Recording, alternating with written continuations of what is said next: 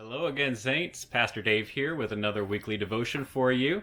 We continue in the season of Lent, and I'm going to continue talking about spiritual disciplines.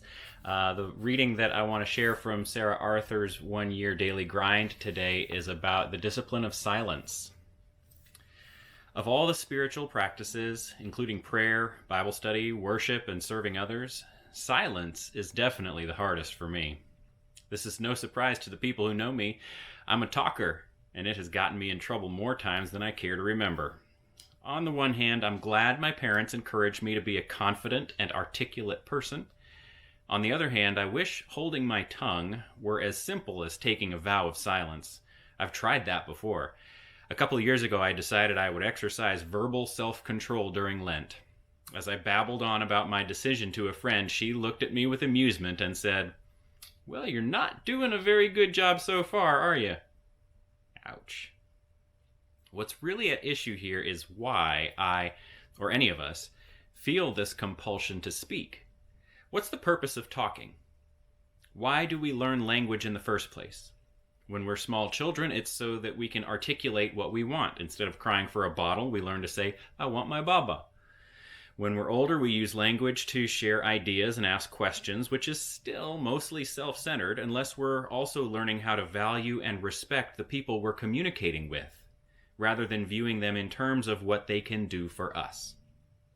Choosing to be quick to listen, slow to speak, and slow to get angry, as it says in James 1, doesn't come naturally, even if we are naturally quiet or shy.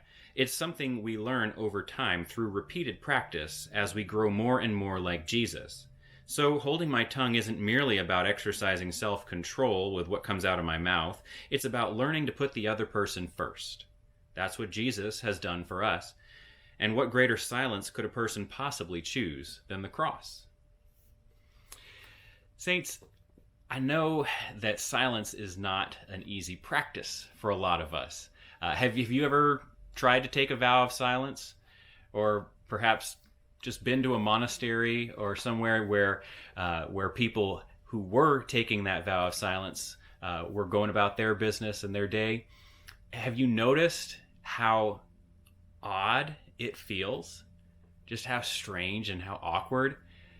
This whole idea of not speaking is something that some of us just absolutely can't get our heads around. I mean, we just have this drive to be able to communicate and to tell people what we're thinking and to hear what they're thinking and to talk about, what we're going to do and what's happening next and making plans for the future.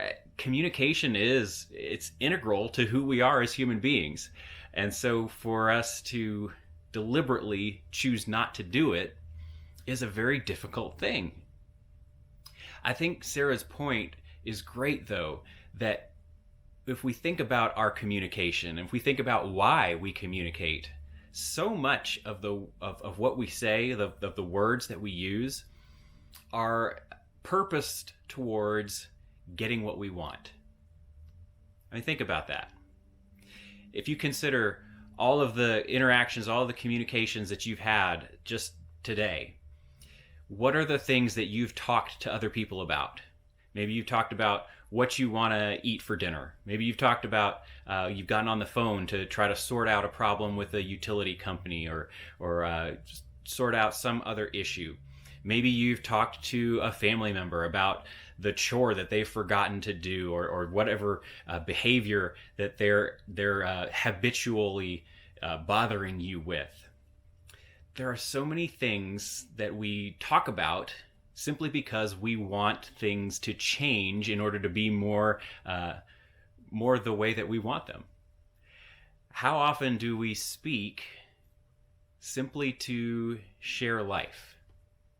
How often do we listen simply to understand someone better? I know you're probably familiar with this saying, but I love it. God gave us 2 ears and 1 mouth. Use them in proportion. I think that silence just for its own sake is not necessarily something that we want to do, but I think silence creates space for us to be able to listen, for us to be able to hear, for us to be able to understand, for us to be able to wonder, for us to be able to grow. when we stop talking so much, and again, that talking is mostly for the sake of getting what we want. When we stop doing that, we start thinking more about what other people want and need. What's going on outside of myself, my head, my heart? What else could I be paying attention to that might be to someone else's benefit, instead of always working towards my own best interests? Saints, why don't you try it this week? Why don't you try creating some silence in your life that is purposeful, that is making space for someone else to speak, for someone else to tell you what they need, or for you to listen a little bit more than you normally would. That's your devotional this week. Hope it's helpful and worth thinking about. I hope you're doing well and staying healthy. I'll be praying for you, saints. Please keep praying for me, and I'll see you again soon. Y'all take care.